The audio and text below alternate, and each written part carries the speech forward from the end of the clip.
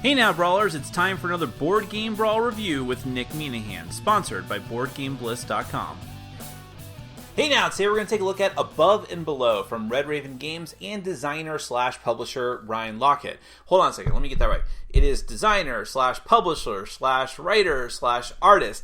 Essentially, Ryan does everything for all of his games, which really works out disastrously for some publishers and designers. But he seems to be a renaissance man of board gaming. Every game that he's done has been at least decent, and some of them have been fantastic. So I had very, very high hopes for Above and Below, especially since he was drastically changing the mold. This game was on Kickstarter, and I remember there being a lot of buzz about it because it was not just a worker placement Euro game, which at its core it is, but it added storytelling elements to it. You have an encounter book that you use as part of the game. Think of something like Agents of Smersh or Tales of Arabian Nights, a bit scaled back, but the premise is the same. So what this is, thematically, the story at least, is you and your fellow villagers were on the run because your village was ransacked. This is a kind of a nebulous fantasy world that he's created here.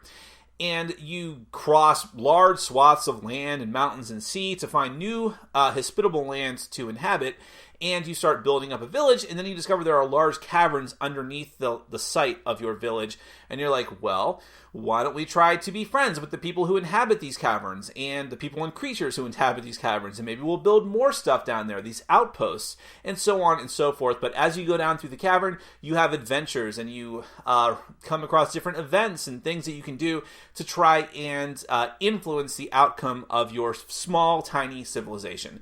Let me go ahead and give you a brief look at how the game is played. Then we're going to come back, and I'll let you know if this holds up to the high standards set by Red Raven's other games.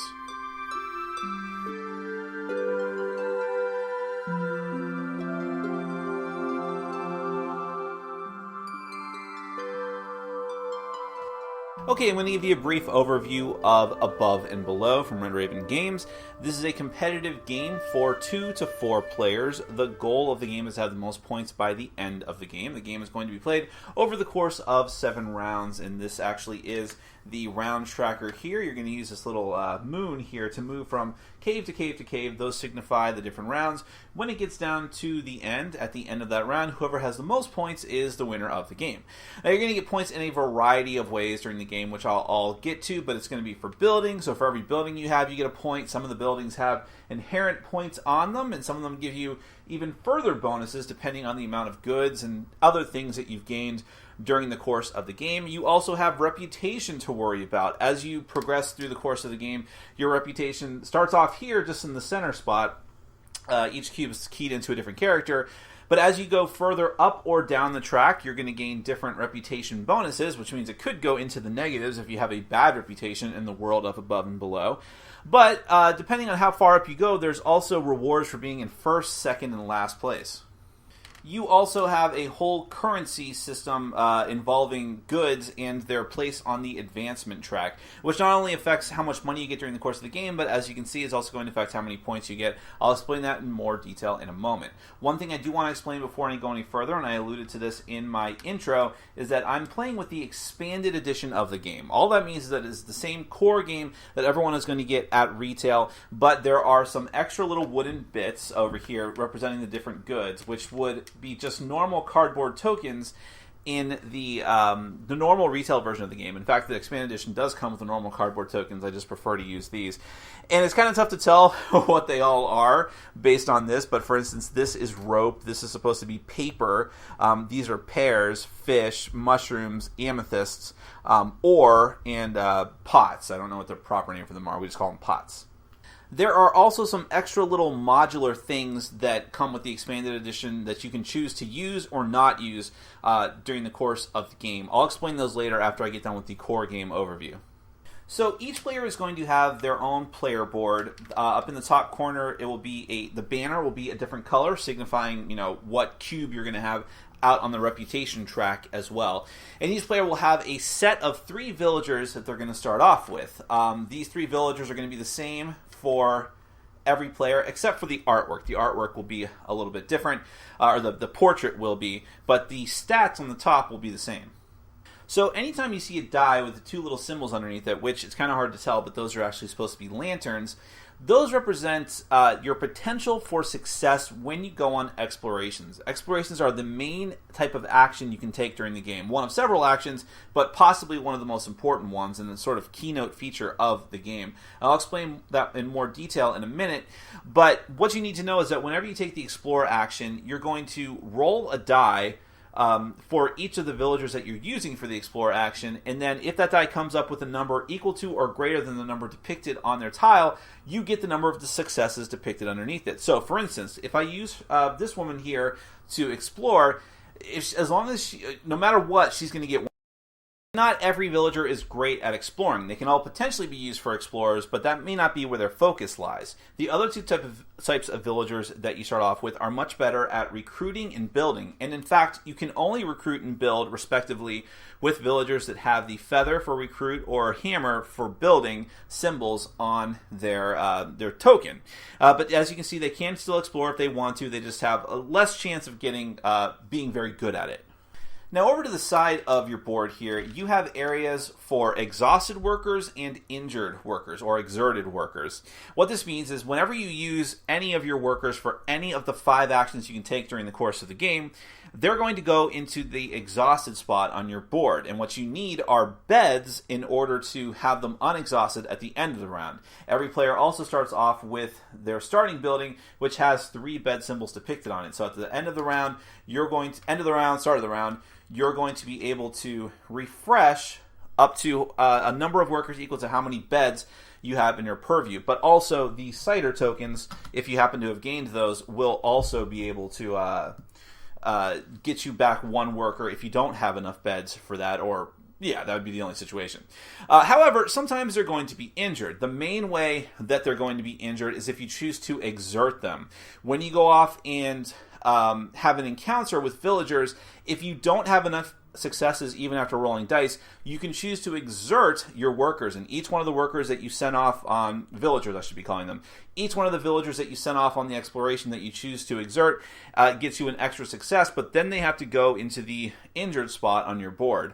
What that means is that when they would normally go from exhausted to ready, instead they just go from injured to exhausted. So it delays their being put back into your ready pool for at least 1 turn, although you can use potions. That's another type of resource you might be able to gain during the course of the game. A potion will let you move someone from injured to exhausted, and then if you have a bed or a cider, they can go from exhausted to ready right away.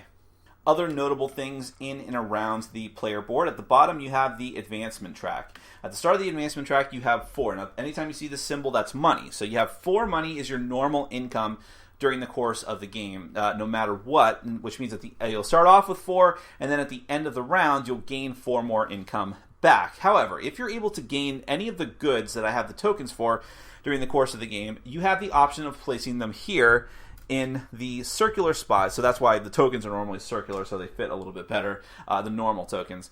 When a good is put into one of these spots, a couple of different things can occur. At the end of the game, you're going to get a victory point for every one of the similar typed goods stacked in that spot. That's because every time you get a new good, it has to go into a new spot. You start building from left to right and going higher and higher up the advancement track. But if you get the same good that you've already got out on your board, it stacks up in the same spot. So every good of that type in that spot at the end is going to give you an escalating amount of victory points. So, for instance, I'm not sure if I'm explaining this well. It's kind of an interesting concept. Let's say that this is me at the end of the game. I'd probably have more than that, but let's just go with it.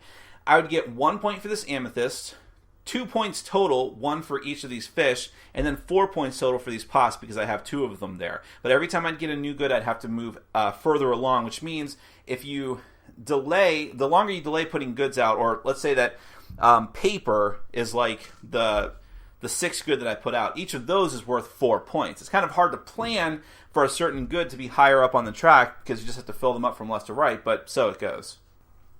At the same time, notice that as you fill up the spots on the track, your base income increases. That means that once I get up to this point, for however many rounds are left in the game, at the end of every round, I'm going to get 6 income instead of what it previously was, which was 5 and then 4. And that can go all the way up to 8, and the last type of good would get me 6 victory points per.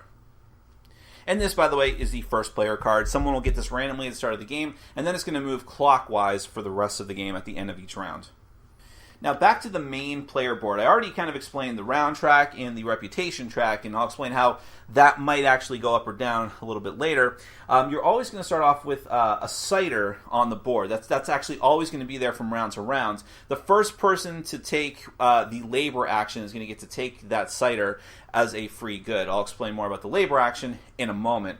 Then up here at the top of the board, you have a randomized set of villagers. There's a whole stack of villager tiles that you're going to shuffle up, and you're going to put 5 of them out on the board. These villagers are strictly better than the ones that you start off with, and in order to have more actions during the course of the game, you're going to want to get more of them. To do that, you're going to take the recruit action, and you're going to pay the amount of money indicated underneath the spot where they are. At the end of a round, whatever spots are open up, you're going to collapse them and move the villagers that were there longer down towards the left of the board so they get less expensive, and then new ones will come out to replace them. As you can see, they have different stats. This one is very, very good at exploring because she'll always get at least 2 successes, but she might get up to 3 successes. There are other workers, or I keep calling workers, but villagers is the proper term. There are other villagers that are better at recruiting and building, but can also be used as better explorers, and some can also do both building and recruiting and exploring at the same time. Anytime you see a plus symbol on there next to the icon, either building or recruiting, that means they get to take that action for 1 coin fewer than they would normally spend. So in other words, if I grab this guy on a previous round and then use him to recruit someone else, like let's say her, I'd only pay 3 coins instead of 4. Over here, still talking about the setup a bit, you have a bunch of different types of buildings. Now the 6 buildings that are at the top of this little structure of cards that I made here are always in the game. These are star buildings. They actually have a little star depicted on the top of the card on the back of it to set them apart from the rest. You're always going to lay those 6 cards out. And these buildings, notice the cost up in the top corner, which is very expensive, much more expensive than any of the other buildings that you're going to find in the game, from 11 to 18 coins. But notice that they all give you an inherent amount of I almost said business points, victory points, and then they'll have a conditionary victory point set. So, for instance, this building here at the end of the game will give you 3 victory points, but it also gives you 2 victory points for every above-ground building that you've made. Whereas this one gives you 2 victory points, but you get 2 for every villager that you have. Some of them are based on goods. So this one is 12 victory points, but you get 2 points for each amethyst and paper that you have. But remember that you're spending a lot of money for it as well. Money is only a tiebreaker at the end of the game, so you shouldn't worry too much about it. Underneath those cards, you're going to have a row of 4 cards that are called key cards. They will have a key symbol on the front and the back. There are 9 of those cards, but you're only going to randomly take 4 of them and put them out. They have some interesting abilities. So, for instance, rerolls. If I was to build that building there, I'd get 2 rerolls when I'm exploring per round. This one gives me 1 reroll per round, but I can also use cider and potions as money if I want to. This special ability says that anytime that I recruit a worker, normally, I didn't mention this before, recruited workers go straight into your exhausted pile, but when you recruit them with that card, they go straight to your ready pile, which can save you some time. And this one increases your income to the point where you're getting a potion every time you earn income on top of your money. And then finally for buildings, you're going to have 2 different rows of randomized cards, above ground buildings and below ground buildings. You'll shuffle up those decks, put 4 of them out in a row. Anytime someone builds one of those, you're going to replace it immediately from the top of one of those decks. And they have a wide variety of abilities. Here for one of the below ground buildings, this gives you a bed, but the torch signifies influence. That means you get to move 1 up the influence track. Sometimes you'll see that with a negative symbol as well. This one gives you 4 inherent victory points, and every time you build a building, you're going to get a coin. This one increases your income by 1, and you get a victory point at the end of the game for every below ground building that you have. This one gives you a potion just the time that you build it, but also anytime that you see a good in a circle with 2 little dots next to it, that means that as soon as you build that building, you're going to put 2 of that type of good on it. And that means that you can harvest up those 2 goods from that building, but then that's it. That building is now drained. The opposite of that, however, if we go to the above ground buildings, are ones that have a good with an arrow on it. That arrow means that when you build the building, you put the appropriate good token on it, and you can harvest it from there. Then at the end of the round, if there are no tokens on the card, it replenishes with 1. So it's a recurring resource gatherer instead of just a finite one. And then you see this one produces paper, but it's got the 2 dots. That means it's going to be finite. This building gives you an extra income, and you get a victory point for every pair you have at the end of the game. And then this one gives you 2 victory points straight up and an extra bed. All right, so let me explain how the game is going to work from round to round and turn to turn. Starting with the first player, you're going to take an action. An action is using one of your villagers in order to take one of the 5 actions at the top of your player board. There's also a few free actions you can take, which I'll explain at the end. And you can also choose to pass, which is to say that you have nothing else to do. You've either used all your villagers or you just don't want to do anything else, and you will pass for the round.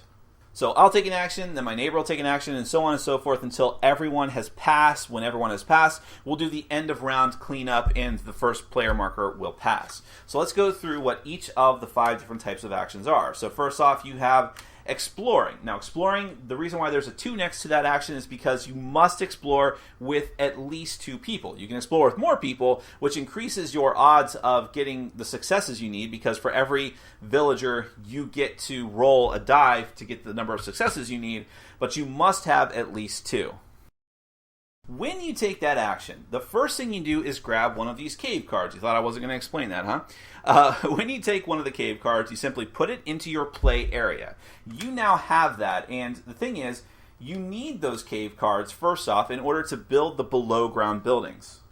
So no matter what happens during the rest of my Explorer, I'll have that cave card, and then if I want to build one of the open buildings, it can go right on top of that open space. And if I want to build these are called outposts, by the way. That's the proper term for the below ground buildings.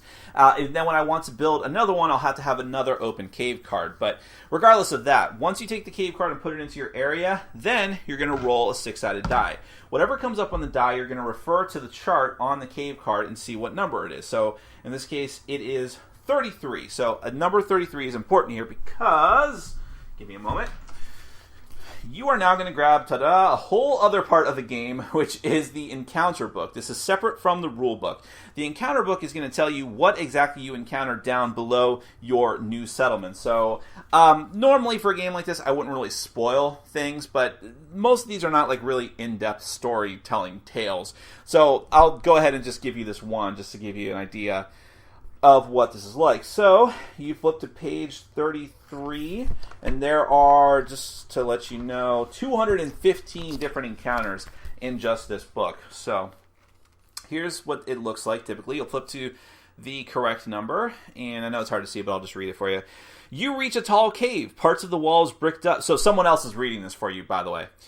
You reach a tall cave, parts of the walls bricked up. You think you hear a voice behind one of the walls of brick, but you can barely make it out. It seems like someone is calling for help. Do you stop and break through the wall or keep going?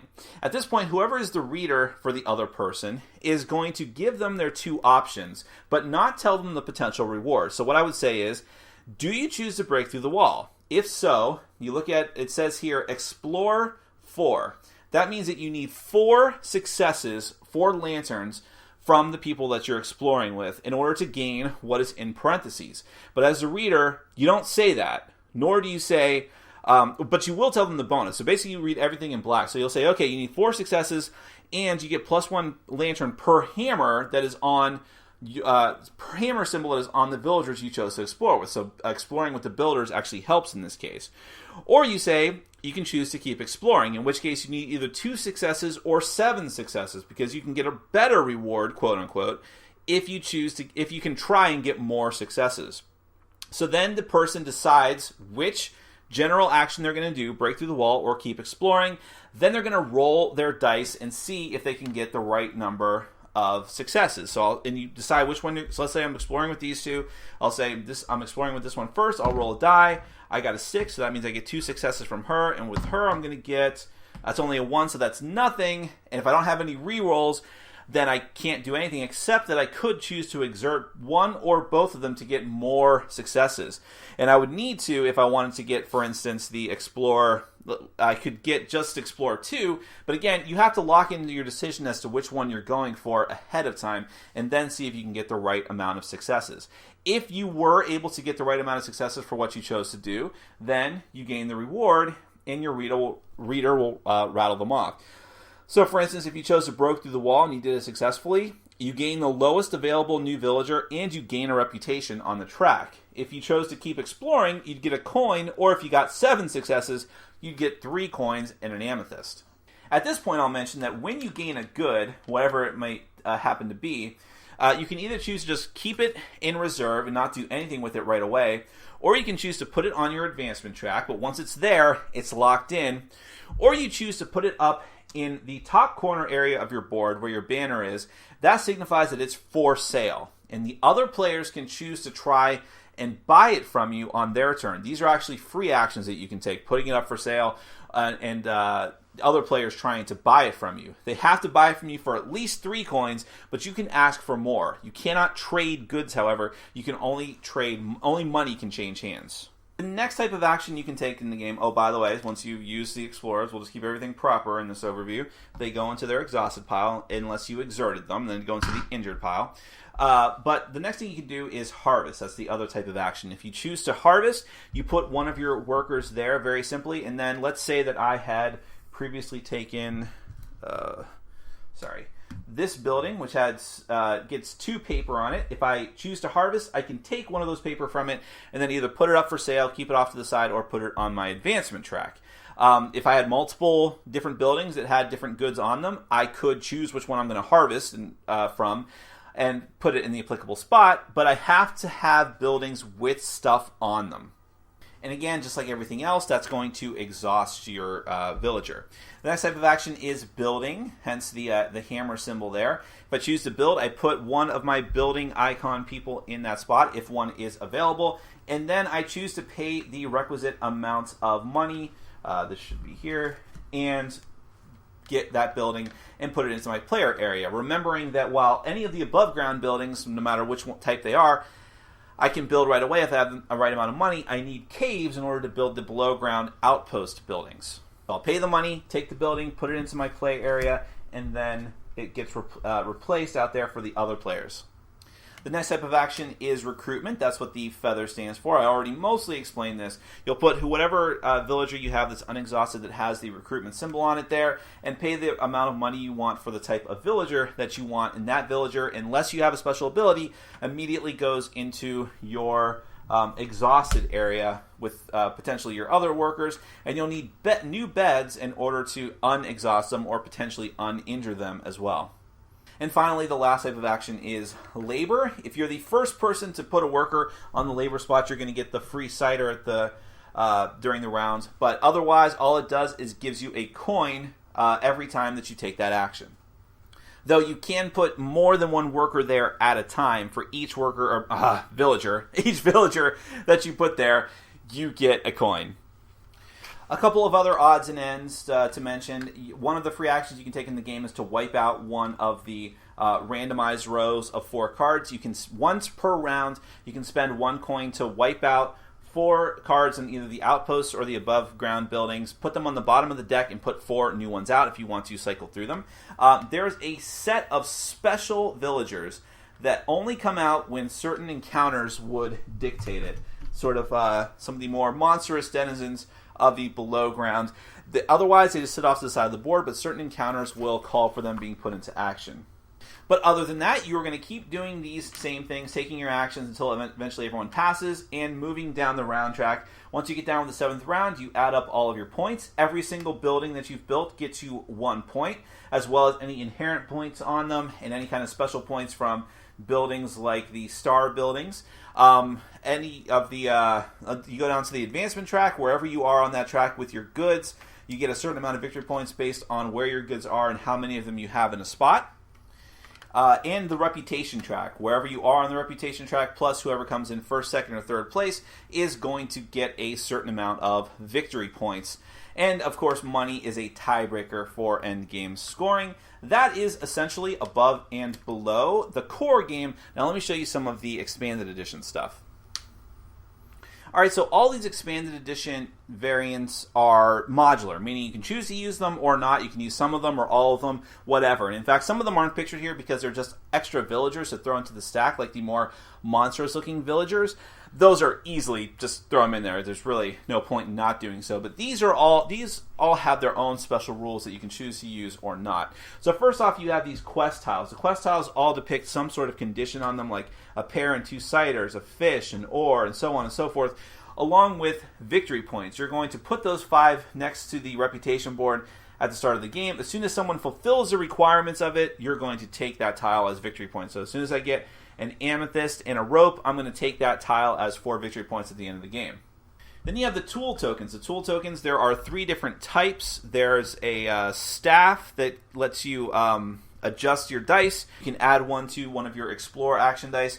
You have the book, which lets you whichever villager chooses to use that tool, he doesn't even need to have the quill in order to take the recruit action, and he gets to do it for 1 fewer coin. And then you have the basket of plenty. When you send a villager to do a harvest, he can harvest 2 goods instead of 1. That can even be from multiple cards. Now, these tool icons, you're going to put one at random on top of the cave card deck, and as soon the first person to successfully at the start of every round, and the first person to successfully explore the said cave is going to take that tool and put it in front of them. They can use it once per round, and it'll refresh once per round. Next, you have the Desert Labyrinth and Underforest tokens. If you choose to use these, essentially every time that you would explore and take one of the cave cards, that token is going to cover up the first 3 spots on that card with 3 other numbers. And if you roll the die and it comes up as those numbers, 1, 2, or 3, and by the way, you choose which token you want to put on the card at that point, you actually have to go to the website for Above and Below, which will have those special Desert Labyrinth and Underforest encounters there. Now, as part of those encounters, you may get these status effects for your villagers. For instance, you have Poisoned, which is the green drop here. That villager has -1 to his die roll during the Explore action. So remember, some Explore actions for just these 2 types of tokens might inflict these on them. Melancholy is every time, if each time you use a villager that is Melancholy, you roll a die. On a 1 or 2, that villager does not complete his action and you must place him in the exhausted area of your board. You also have Greedy, which says that a greedy villager, when a greedy villager is in the group, and you gain coins from an Explore action, you gain 1 fewer coin. And Coward. If you have a cowardly villager, they cannot be injured when performing an Explore action, so you can never exert them for another success. And lastly, also as part of these types of Explore actions that you might undertake, you might get these supply crates. Supply crates can either be 1 point at the end of the game for every 2 that you have, or you can use them to adjust your die upwards by 1 when you take an Explore action. And that's it. That's Above and Below the Expanded Edition. Let's get to my final thoughts. Well, unique is a word I don't get to use that often to describe board games, at least at this point in time, because it does feel to a degree that when something hits, when there's a genre or a type of mechanism that is popular in a certain game, a mega popular game, then a lot of people will just do the same thing over and over again, different iterations of that. I think it's part of the reason we're seeing so many dungeon crawling games right now. And that doesn't mean that those games are bad, but it does feel like kind of the same thing over and over again, just slightly tweaked. So I really like it when I have the opportunity to call a game a unique and innovative experience. And I think that Above and Below definitely falls into that category. In fact, it feels very distinct and separate from any of the other games that Ryan Lockett has done for Red Raven Games. In fact, each of his games feels different than the one before it, which is something I really appreciate. It's one of the reasons why I heap praise on Vlaada Chvátil and Freedom and Freeze. Even if I don't like all of their games, they always try something new. So back to Above and Below, I always start off with theme and components. I think the theme here is strong. This is a very thematic Euro game. your own personal civilization and that of the other players, which I guess are rival civilizations. And I use that term loosely because it's just like a small village, really.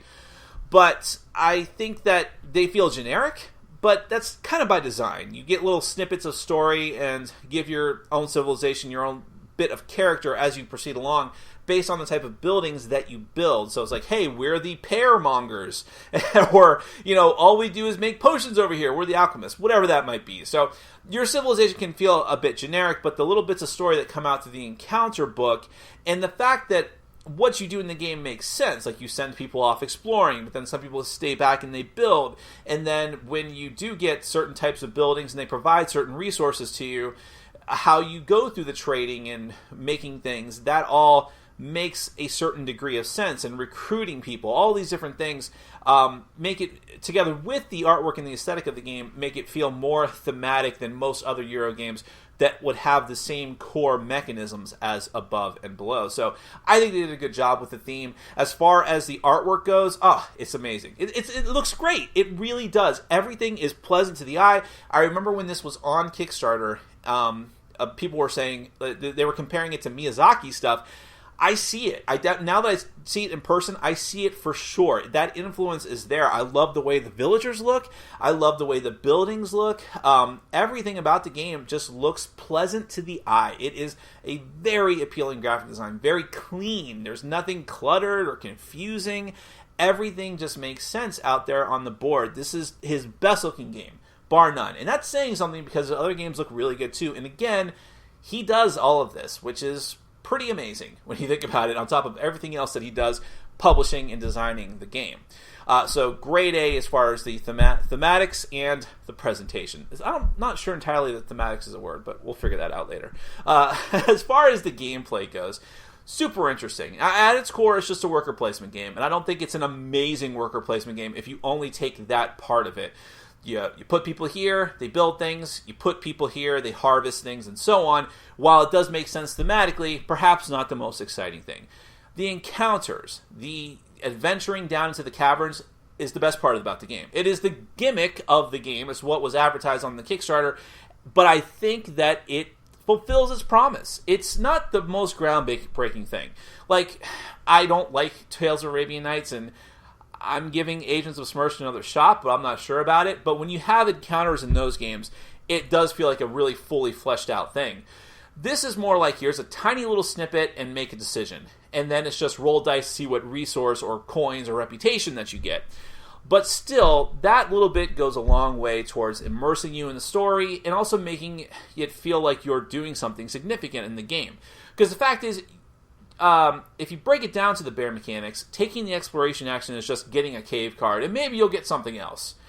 And then you can build outposts. But having the potential to get something really cool, it adds enough randomness to the game to make it a little more interesting than some of its other worker placement brethren.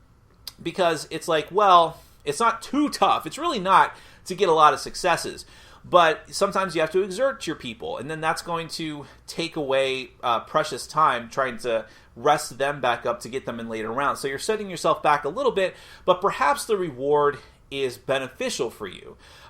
Because it's like, well, if you get one more unique good, that can go on the advancement track, and that's more money, more points. Or perhaps you get another good of a type that you already have and it's just more straight up points. That still might be worth it for you.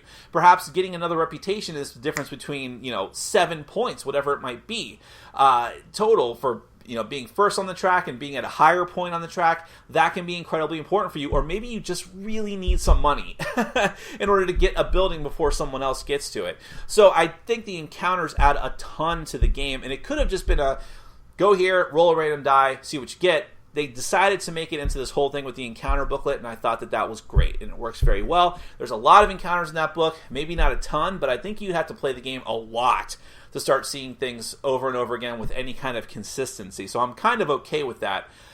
There's actually, and I'll just break into this now, there's a lot of those little modular things from the expanded edition, which is what I reviewed here. I think, by the way, if you have the non-Kickstarter edition, you're fine. I don't think anything that's in the expanded edition is worth paying like uber money for. I still think the core gameplay experience is sound, but I do like the extra little things. The villagers can just get mixed right in. The extra tokens that let you do the whole new exploration areas, the forest and the desert, those work well too, but I probably won't play with them again for a while until I've really plumbed the depths of the normal exploration booklet. The only one of the modular add-ons I don't like from the expanded edition is the achievements, which is like, hey, I've got these 2 goods or whatever it might be, now I get to take this tile. Because if there's a fault with the core mechanisms of the game, it's just that it is the game. There's not a lot of close games of Above and Below, not of the ones that I've played or seen or heard of, at least. And it is possible for you to get a little bit of get richer if you get some really awesome cards and buildings and get really great workers. You can just continually do very, very well in the game, especially if you get very high on the reputation track, things like that. And sometimes it's with the achievements, you can get rewarded just for randomly getting the goods that you need for them. Like, hey, I win on an encounter, and here are the random goods that I got. And, hey, look at that! I get to take that achievement. That's 4 more points, and I'm already doing awesome. So, it's not a huge deal if you want to play with them. I don't think it breaks the game, but I don't think it's needed. But all the other modular stuff is pretty cool. Wow, there's a lot of interesting things in the game. I like the fact that each of the villagers is very different and distinct. So that's another interesting element, because most games that have worker placement is just get a worker, and that's it. It does the exact same thing as the other workers. Here, they all feel different and distinct. Some of them are only for building or for recruiting, but they might be really good at that. And sometimes they're good at everything, including going out and adventuring. And you have to make that decision. All the different buildings, there's a lot of different decisions to make when you're getting the buildings. Do you want to focus on getting as many workers as possible, in which case you want more beds? Do you focus just on getting those point cards as quickly as possible, planning ahead for later? Or do you try to get an engine going with resources? I've seen people do very well in the game, not really focusing on resources that much at all, but they're doing other things like getting a lot of those point cards or exploring a lot, but then which can still get you resources, but as far as like getting the buildings that are perpetually giving you stuff to harvest, that you can choose to do or not do, but it's a viable strategy. So there's a lot of interesting things going on in this game. If I was going to complain about it, it's only that the core mechanisms don't break a tremendous amount of new ground. And I will say, for people who are used to City of Iron or even Empires of the Void, previous designs from Ryan, those games, maybe not Empire so much, but City of Iron is definitely a lot heavier than this. So go into this game expecting that it is a light game. I'd put it in the same wheelhouse as Takenoko or Tokaido, but maybe a little more complicated, just because of like the encounters, but not that much more. It might be the next step up from a gateway game, as a matter of fact. And I think that's a great thing. And it's so thematic and so great looking. Really, really enjoyed my time with it. That is Above and Below from Red Raven Games. Check it out. Thanks for watching. Follow us on Facebook, Twitter, and Patreon. And make sure to check out our sponsor, Board Game Bliss, where you can find an amazing selection of games from around the world. BoardGameBliss.com. Thanks for your support.